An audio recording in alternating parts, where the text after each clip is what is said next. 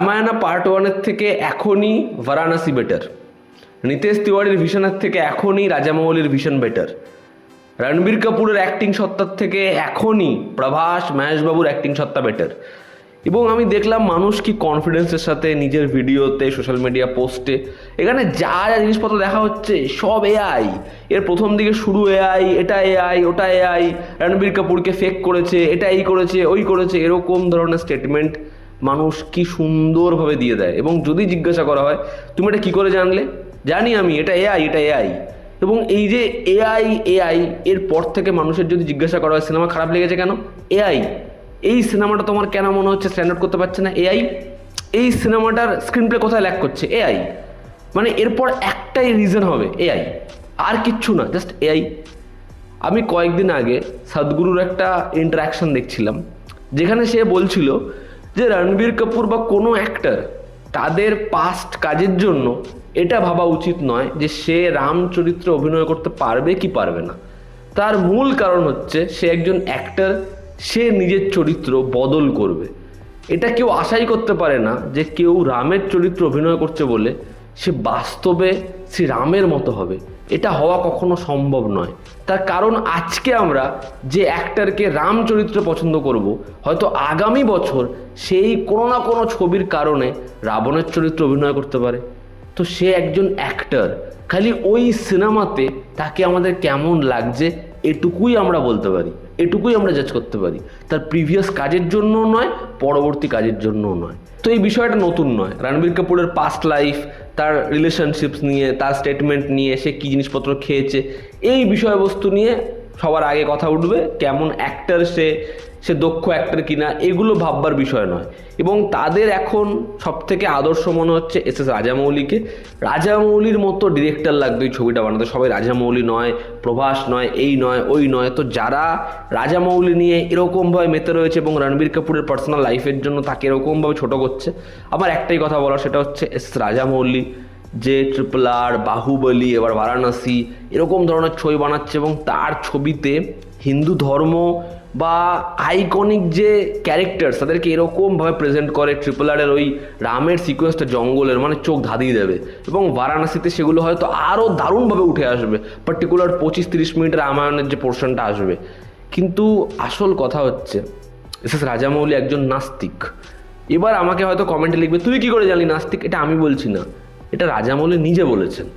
তিনি যখন তার যে ডকুমেন্টারি রয়েছে সেটা অনুপমা চোপড়ার সাথে, সেখানে সে বলেছে যে আমি নাস্তিক, আমি ধর্মে বিশ্বাস করি না।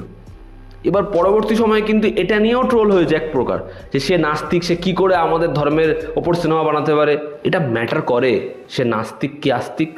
ম্যাটার করে এটা সে হিন্দু ধর্মকে এই লেভেলে গুরুত্ব দেয়, তার পড়াশোনাটা এতটা ডিপার, তার দেখাটা এই লেভেলে। সে নাস্তিক কি আস্তিক সেটাতে কিচ্ছু যায় আসে না। যায় আসে এটাই যে সে তার জ্ঞানটা এইভাবে অর্জন করেছে এবং তার সিনেমার মাধ্যমে বারবার সেই জিনিসটাকেই সে দেখাচ্ছে। আজকে এতগুলো কাজ সে করেছে রাজামৌলি, এবং তার কাজ পার্টিকুলার ধরো বাহুবলী, আমি র্যান্ডম বলছি, বাহুবলীতে যখন সে তার মায়ের আগেনস্টে যাচ্ছে এবং সে সিংহাসন, তারপরে তার হচ্ছে এই শাসন, রাজত্ব সব পরিত্যাগ করছে কি করছে না, কেন করছে? তার মায়ের একটা নির্দেশে। এবং যদি তোমরা এরকমভাবে রাজামৌলির ফিল্মোগ্রাফি দেখতে থাকো, বারংবার রামায়ণ এবং মহাভারতের বহু ছোট ছোট এরকম ধরনের ইনসিডেন্ট, এরকম ধরনের অ্যাক্টিভিটিস, এরকম ধরনের ডিসিশন, একটা ক্যারেক্টারকে সেরকম মহৎ করে তোলা, এবং সেগুলো নিয়ে রাজামৌলি ডিকোডও করেছে যে হ্যাঁ এগুলো ঠিক, যে সেগুলো রামায়ণ বা মহাভারতের বহু দৃশ্য আমাকে এই লেভেলে ইন্সপায়ার করেছে যে আমি ওগুলো আমার ছবিতে বারংবার ক্রিয়েট করেছি।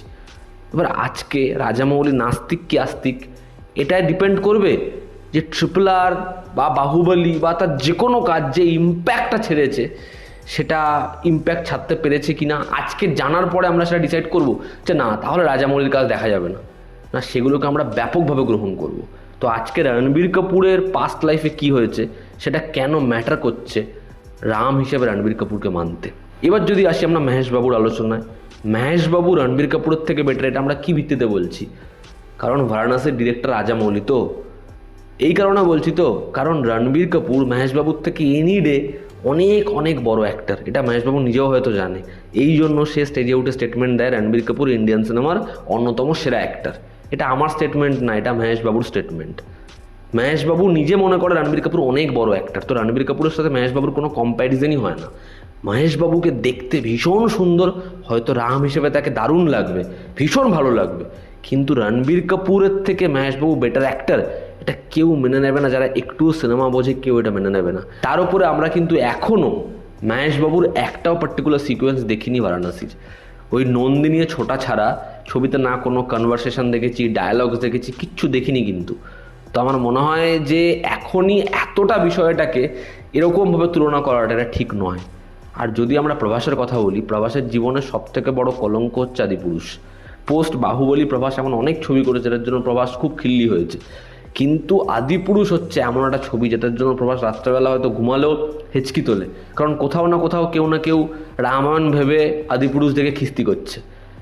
আদিপুরুষ ছবিতে যা দেখিয়েছে, ওই সাপ এসে রাবণকে মালিশ করছে, বা ওরকম পুষ্পক বিমান যেটা বাদুড়ের মতো দেখতে, যেখানে রাম তার এরকম ধরনের গোফ রয়েছে, এরকম ধরনের ব্যাক ব্রাশ করা চুল রয়েছে, আর সব কিছু ছেড়ে দিলাম। এই যে ক্লিন শেভ, আমার এটা নিয়ে সব থেকে আগে বলার, ক্লিন শেভ করলে আজকে প্রভাসকে কীরকম লাগবে যদি পুরো ক্লিন শেভ করে, যেরকম এখানে রামচন্দ্র দেখাচ্ছে, রামা দেখাচ্ছে রণবীর কাপুরকে পুরো ক্লিন শেভ করায়, যদি এরকম একটা ক্লিন শেভ লুক প্রভাসকে দেওয়া হয়, প্রভাসকে কেমন লাগবে দেখতে? প্রভাসকে আদিপুরুষ ওই যে যিশুর মতো বানিয়েছিল, ওটা কেমন লাগছিল দেখতে? তো যে কারণে ওটা ঢাকতেই কিন্তু ওরকম একটা গোফ দেওয়া, যেটাতে আরও হাস্যকর লাগছিল আর কি। এই যে সন্দীপ রেড্ডি বাঙ্গা তার সাথে অ্যানিম্যাল ছবিতে কাজ করেছে, এবার প্রভাস তার পরের ছবিতে স্প্রিটে কাজ করছে। তোমরা খালি দেখো অ্যানিম্যালের রণবীর কাপুরের যে পারফরমেন্স লেভেল, প্রভাস তার 1%ও রিচ করতে পারবে? প্রভাস হয়তো খুব ভালো কাজ করবে, কিন্তু রণবীর কিন্তু বিস্ট পারফরমেন্সে, সেটা রিচ করা প্রভাসের মতো অ্যাক্টরের পক্ষে অত সহজ কিন্তু নয়। এবার আমি এখন এই যে কথাটা বলবো, এটাই আমি আগের দিন তিনিয়ারি কথাতে বলছিলাম, যে রামায়ণ এই ছবিতে যদি ক্রিয়েচারগুলোকে যেরকম আছে সেরকমভাবেই দেখায়। ধরো কবন্দ ক্যারেক্টারটা, ঠিক আছে, কবন্দ আসলে হচ্ছে বিশ্ব বসু। আমি আগের দিনই বলছিলাম যখন টিজার ব্রেকডাউন করছিলাম, যাকে হচ্ছে অভিশাপ দিয়েছিল ইন্দ্র, এবং অভিশাপ দিয়ে তার গলাটা হচ্ছে কেটে দিয়েছিল। এবার সে চেয়েছিল যে আমি যেন ক্ষুধা নিবারণ করতে পারি, এই জন্য ওর পেটের মধ্যেই দুটো চোখ এবং পেটের মধ্যেই একটা মুখ দিয়েছিল।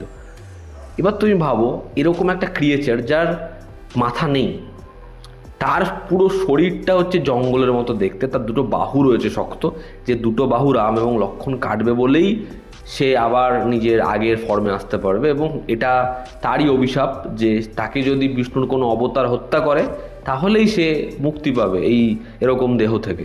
এবার একটা ক্রিয়েচার ভাবো, যেই ক্রিয়েচারের মাথা নেই এবং একটা বিশাল বড় পেট, যেখানেই তার দুটো চোখ সেখানেই তার মুখ। এবার এটাকে তুমি যতই পলিশ করো, যেভাবেই ক্রিয়েট করো, এটা দেখতে কেমন লাগবে? এবং রামায়ণ সম্পর্কে আজকে যতই লোকে যাই বলুক, অনেক এমন জেনজি ছেলেমেয়েরা আছে যাদের কোনো আইডিয়া নেই। হ্যাঁ, মুখে মুখে শুনেছি, না তারা পড়েছে, না তারা দেখেছে, না তারা জানে। এবার যখন ওটা দেখবে, ওটা সত্যি মিথ্যে কি কেন, তারা সেটা নিয়ে আগে থেকেই ট্রোল করা শুরু করে দেবে। এবার তুমি বলো, এরকম এত ক্রিয়েচার রয়েছে, সেই ক্রিয়েচারগুলোকে দেখালেও আলটিমেটলি কিভাবে আলাদা করবে? সেটা কিভাবে ব্যাপক হবে, ভয়ানক হবে, কিভাবে হবে? তো ক্রিয়েচারগুলো ক্রিয়েট করলে সেগুলো কোথাও না কোথাও গিয়ে একটা ফানি হতে পারে, মজার হয়ে যেতে পারে, বা প্রথমেই খিল্লির পাত্র হয়ে যেতে পারে।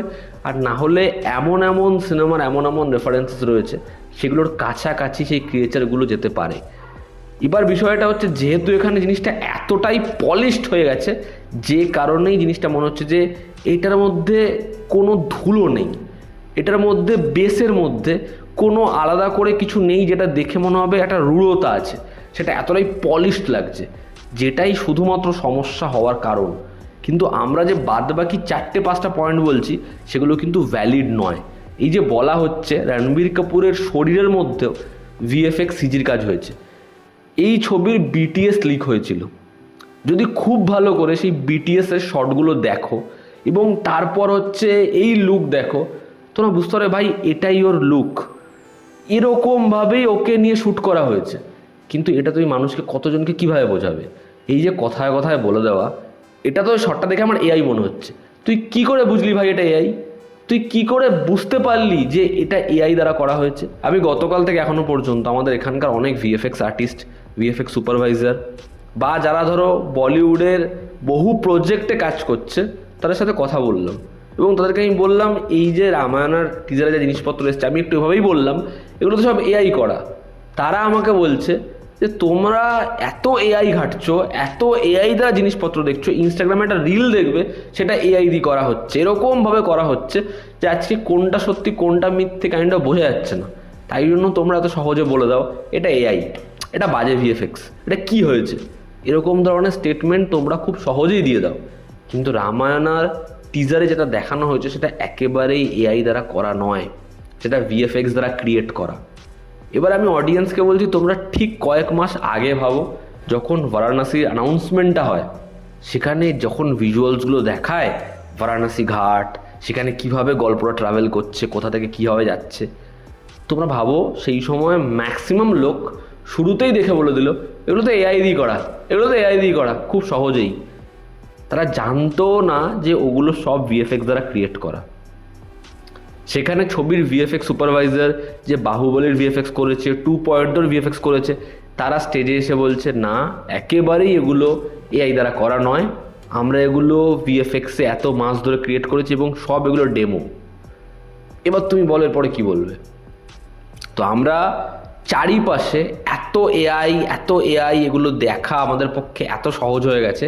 প্রত্যেকের ফোনে আজকে জেমিনি নাহলে চ্যাটজিপিটি আছেই। আজকে জিও থেকে শুরু করে এয়ারটেল, ভোডাফোনে রিচার্জ করলে জেমিনির প্রাইম মেম্বারশিপ, প্রো মেম্বারশিপও পাওয়া যাচ্ছে।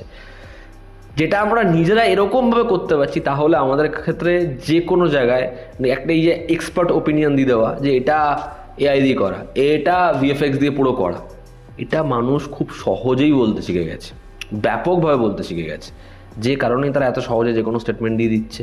এবং এটা যত হাতে প্রযুক্তি আসবে ততই হবে যে আমরা যে কোনো সময় যে কোনো কিছুর আগে এসে যা ইচ্ছে বলে দিতে পারবো, এবং এটা তার কোনো আটকানো বা এটা আর শেখার কোনো দিক থাকবে না। জানি না জানি এটা বলতে পারবো, এটা ভালো লাগছে না, এটা এআই দিয়ে করা হয়ে গেছে। টিজার আসার পর থেকে কখনো শাহরুখ খান, কখনো ঋত্বিক রোশন, কখনো মহেশবাবু, কখনো প্রভাস, পারলে কখনো এনটিআর, প্রত্যেকের শরীরের মধ্যে রণবীর কাপুরের গেট আপ বসে গেল। তারা 5 সেকেন্ডের জন্য প্রত্যেকে শ্রীরামচন্দ্র হয়ে গেল। রাজামৌলি জানেও না, কিন্তু রাজামৌলি কখন এই ছবিটা ডিরেক্টরও হয়ে গেল। সোশ্যাল মিডিয়াতে এগুলো সব পারসেপশন তৈরি হয়ে গেল। তোমরা দেখো ধুরন্ধর ছবিটা 5ই ডিসেম্বর আসার আগে যেরকমভাবে রণবীর সিং তার স্টেটমেন্টের জন্য, ধুরন্ধর নিজের বাজের জন্য যে জায়গায় পৌঁছে গেছিলো, ছবিটা 20 কোটির ওপেনিং নেবে কিনা এটা নিয়ে সন্দেহ হচ্ছিল। বহু জায়গায় এরকম প্রেডিকশন হলো এই ছবিটা আন্ডার পারফর্ম করবে, ছবিটা 100 থেকে 150 কোটি কামাবে। সেই ছবিটা বক্স অফিসে লেগে গেল। ছবিটার যে ওয়ার্ড অফ মাউথ সেটা ব্যাপক হতে থাকলো, আস্তে আস্তে সেই ছবির টিকে 800 কোটি নেট কালেকশন করলো। তো সেই ছবি নিয়ে ঠিক 3-4 দিন আগে থেকে যেরকম যা বাস ছিল, যা সেটা নিয়ে নেগেটিভিটি ছিল, সব কেটে গেল। রণবীর সিং রাতারাতি এমন একটা জায়গায় চলে গেল যেখানে রণবীর সিং সবার প্রিয় অভিনেতা। সেই ছবির প্রত্যেকটা মুহূর্ত লোকের কাছে সব থেকে কাছের।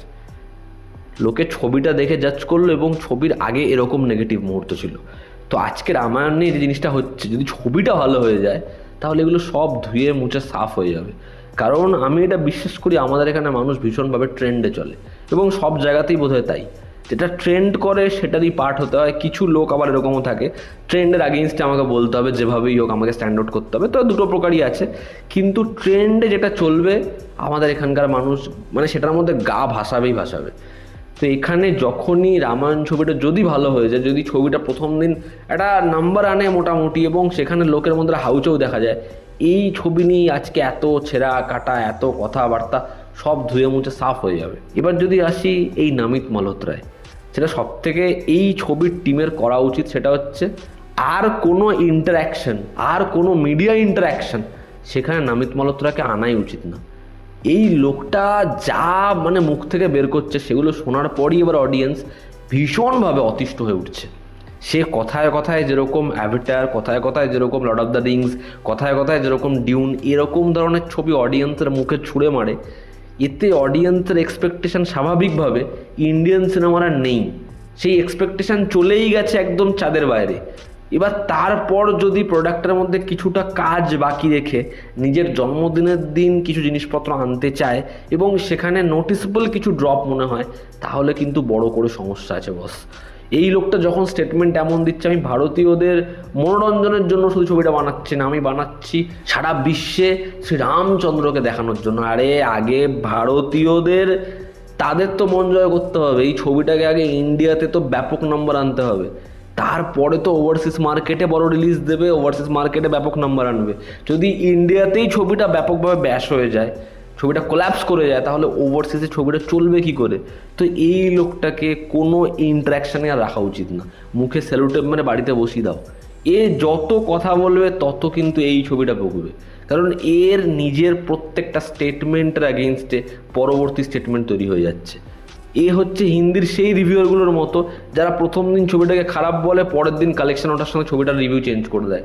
তো নামিত মালহোত্রার স্টেটমেন্ট এই ছবিটাকে ডোবাতে পারে। তো আমি এটাই মনে করি, রামায়ণা পার্ট 1-এর একটা গ্লিমস দেখে এই ছবিটাকে নিয়ে যেভাবে জাজ করা হচ্ছে, প্রথম দিন থেকে যেরকমভাবে নোংরামি করা হচ্ছে, এটা এই ছবিটা ডিজার্ভ করে না।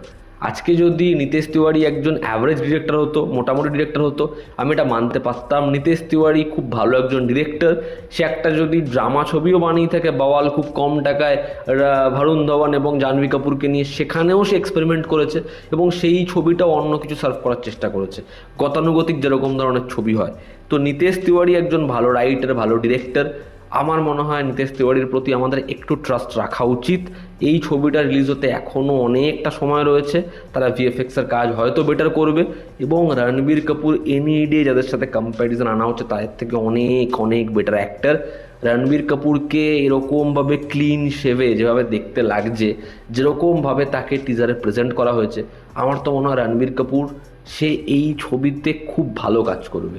ডায়ালগস ছাড়া আমরা এখনও টিজার দেখছি, ডায়ালগস আসুক, রণবীরকে আমরা দেখি, কারণ রামচন্দ্রের গল্পে যতগুলো লেয়ার রয়েছে, যতগুলো জার্নির দিক রয়েছে, যেরকমভাবে জিনিসটা এগোবে, সেখানে যেরকমভাবে মানুষ ইমোশনাল হবে, সেরকমভাবে তাকে যোদ্ধা হিসাবেও পাবে।